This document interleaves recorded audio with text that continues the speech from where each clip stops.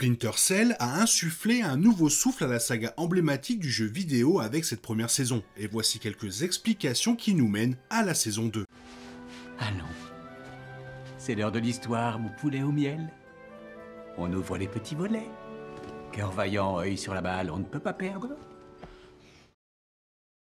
Cette adaptation offre un regard neuf sur Sam Fisher et un aperçu unique de son histoire. Comme prévu, le projet d'animation mettait en scène des personnages familiers de la saga, notamment Sam et Grim, qui se lançaient dans une nouvelle mission centrée sur l'agent Zinnia McKenna. L'objectif initial de McKenna, qui était d'extraire un précieux atout, a malheureusement échoué, incitant Sam à s'impliquer, les deux agents secrets travaillant aux côtés de Grim, Thunder et Joe. Après avoir combattu de nombreux ennemis et découvert la vérité sur le plan mortel de Diana Shetland, Sam et McKenna ont tenté d'arrêter le bateau rempli de gaz qui faisait partie du plan de la méchante, utilisé pour provoquer une crise énergétique. Il est intéressant de noter que cette série a exploré l'histoire de Diana et Douglas Shetland, afin d'apporter une touche de sympathie à cette famille controversée, préparant ainsi une fin à enjeu élevé. Toutefois, malgré le fait que Sam et McKenna semblent initialement avoir arrêté le bateau, un adversaire négligé a semé la pagaille, créant une fin choquante pour la première saison.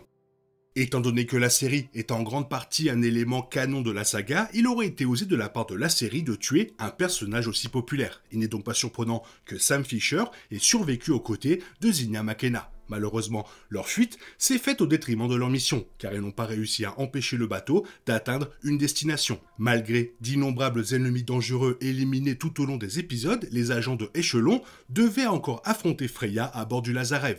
Alors que Sam réalisait que la salle des machines était sabotée, McKenna tenta d'installer le dispositif de Thunder destiné à stopper le bateau, mais elle se retrouva face à Freya qui attaqua aussitôt. McKenna semblait remporter le combat, mais Freya lança une grenade dans l'intention de les tuer toutes les deux. Miraculeusement, McKenna survécut, mais malgré la conviction qu'elle et Sam avaient écarté tout danger, les commandes du bateau avaient déjà été piratées avant leur arrivée par Charlie, le demi-frère de Diana. Plutôt que de diriger le bateau vers sa destination initiale, Charlie dévie sa course vers le sommet de Diana, persuadé que éliminer sa sœur et une multitude de personnalités riches et puissantes lui donnerait le contrôle absolu de l'entreprise familiale, l'Europe dépendant alors de lui pour son énergie. Si Diana et ses invités n'avaient aucune issue, Sam et McKenna ont réussi à fuir le bateau avant la collision, créant une fin douce amère. Même sans Michael Ironside pour prêter sa voix à Sam Fisher dans la série, Liv Schreiber a su capturer le désespoir pragmatique du personnage cherchant désespérément une solution avant la catastrophe. Malheureusement, les protagonistes n'ont rien pu faire pour contrer le plan de Charlie, mais ils ont au moins réussi à s'en sortir vivants, ce qui, à lui seul,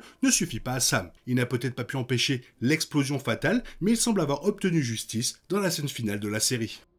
Difficile de contester que la décision de Charlie de trahir Diana ait été choquante, mais la manière dont il a fait a été une surprise. Un événement aussi bouleversant allait inévitablement avoir des répercussions. Et si les autres ignorent peut-être qu'il est responsable de tant de morts, Sam Fisher, lui, en était conscient. Toutefois, le méchant ne sembla pas le remarquer, lui qui sirotait un verre et écoutait de la musique dans son nouveau bureau tout en célébrant le succès de son sinistre projet. Toutefois, alors qu'il prenait une gorgée, les lumières s'éteignirent et son vinyle s'arrêta de tourner, ce qui rendit Charlie de plus en plus mal à l'aise et appela son assistante. Réalisant enfin que quelque chose clochait, il demanda « Il y a quelqu'un ?» mais un silence complet se fit entendre, avant que le bruit familier des lunettes de vision nocturne qui se mettent en marche ne se fasse entendre, tandis que Sam apparaissait à l'écran. La toute dernière réplique de la saison 1 est celle de Charlie « Attendez, non, s'il vous plaît, ne faites pas ça », tandis que Sam pointe son pistolet silencieux sur l'antagoniste. L'écran devient noir avant que quelques coups de feu ne soient entendus, impliquant que le protagoniste de Splinter Cell a vaincu une nouvelle menace dans cet univers fictif. Si l'absence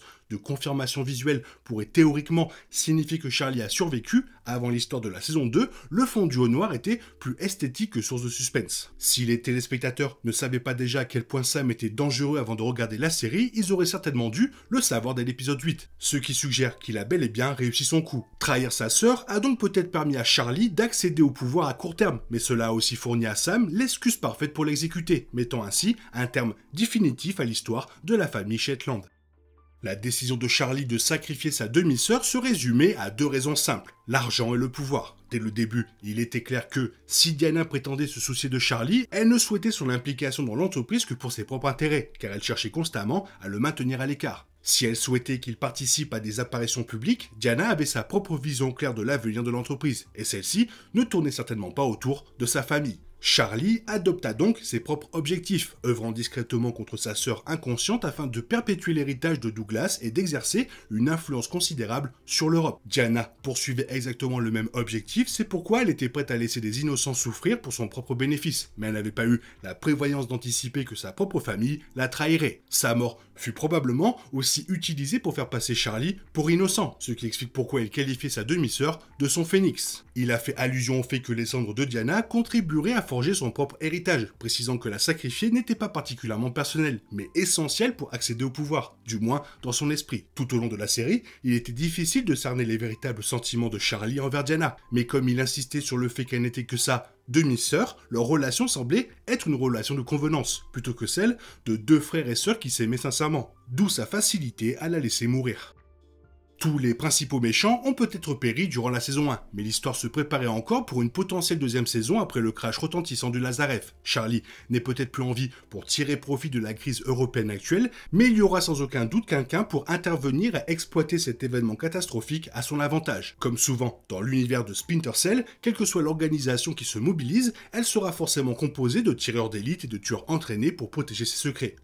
Si tel est le cas, pour la saison 2, Sam et McKenna pourraient être contraints de faire à nouveau équipe pour empêcher une nouvelle faction maléfique d'asseoir son autorité sur le continent. La conversation de Grimm avec le président pourrait également entraîner le retrait du financement du programme Splinter Cell, voire sa fermeture définitive, ce qui forcerait les personnages principaux à opérer en dehors de la loi et sans la technologie dont ils ont habituellement besoin. Heureusement, la fin de la saison 1 ne semblait pas incomplète en préparant simplement une deuxième saison, mais elle laissait la place au chapitre suivant sans tout dévoiler.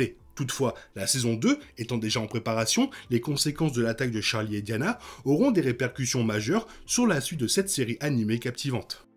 Bien que l'adaptation Netflix de Splinter Cell ait accordé de grande importance à McKenna et à son histoire personnelle, la véritable fin semblait se concentrer sur Sam et ses motivations. Lorsqu'on l'a vu pour la première fois dans la série, il se détendait paisiblement chez lui, l'air satisfait de sa pseudo-retraite. Toutefois, dès que les ennuis ont frappé à sa porte, il s'est montré prêt à aider et n'a pas hésité à sauver McKenna. Il a continué à participer à la mission sans se plaindre, menant même lui-même quelques opérations secrètes, démontrant ainsi sa volonté de bien faire comme le détaille son histoire. Netflix a décidé d'offrir une perspective légèrement différente sur son affrontement avec Douglas, en proposant un léger retcon tout en conservant une grande partie des dialogues de leur rencontre finale. Les flashbacks ont mis en évidence les similitudes et les différences entre Sam et Douglas, révélant qu'ils agissent pour le bien commun, même lorsque la situation semble désespérée. Sam étant bien conscient que même si l'équipe parvenait à déjouer le plan initial de Diana, il y aurait toujours un autre méchant, mais tenter de sauver des vies et d'éliminer des individus immoraux est la bonne chose à faire. C'est pourquoi il s'est constamment risqué tout au long de Splinter Cell Death Watch, même lorsque les chances étaient contre lui.